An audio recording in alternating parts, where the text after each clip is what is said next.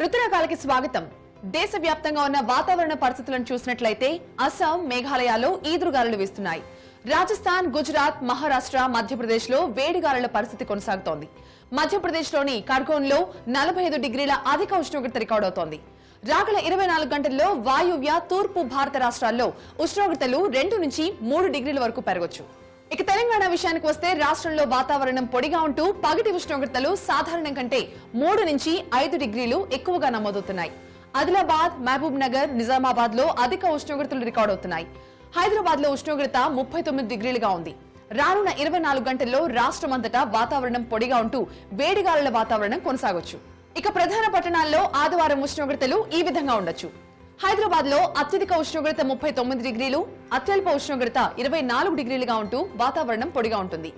వరంగల్లో అత్యధిక ఉష్ణోగ్రత 41 డిగ్రీలు, అత్యల్ప ఉష్ణోగ్రత 25 డిగ్రీలుగా ఉంటూ వాతావరణం పొడిగా ఉండొచ్చు. కరీంనగర్ లో అత్యధిక ఉష్ణోగ్రత 39 డిగ్రీలు, అత్యల్ప ఉష్ణోగ్రత 25 డిగ్రీలుగా ఉంటూ వాతావరణం పొడిగా ఉండే అవకాశం ఉంది.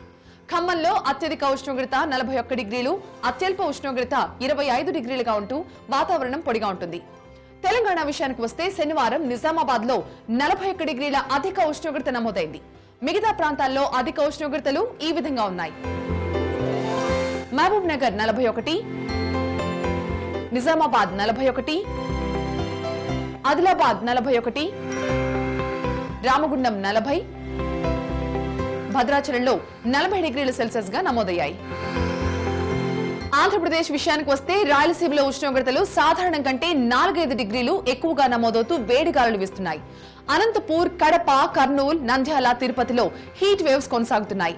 రాగిజావ, నిమ్మరసం, పళ్ల రసాలు, కొబ్బరి నీళ్లు తరచూ తీసుకోవడం వల్ల నీరసం, నిస్సత్తువుకు లోను కాకుండా జాగ్రత్త పడచ్చు. ఇక రాగల 24 గంటల్లో రాయలసీమలో అధిక ఉష్ణోగ్రతలు కొనసాగొచ్చని మెట్ వర్గాలు హెచ్చరిస్తున్నాయి. ఇక ప్రధాన పట్టణాల్లో ఆదివారం ఉష్ణోగ్రతలు ఈ విధంగా ఉండొచ్చు. విశాఖపట్నంలో అత్యధిక ఉష్ణోగ్రత 34 డిగ్రీలు, అత్యల్ప ఉష్ణోగ్రత 27 డిగ్రీలుగా ఉంటూ వాతావరణం పొడిగా ఉంటుంది. విజయవాడలో అత్యధిక ఉష్ణోగ్రత 41 డిగ్రీలు, అత్యల్ప ఉష్ణోగ్రత 24 డిగ్రీలుగా ఉంటూ వాతావరణం పొడిగా ఉండొచ్చు.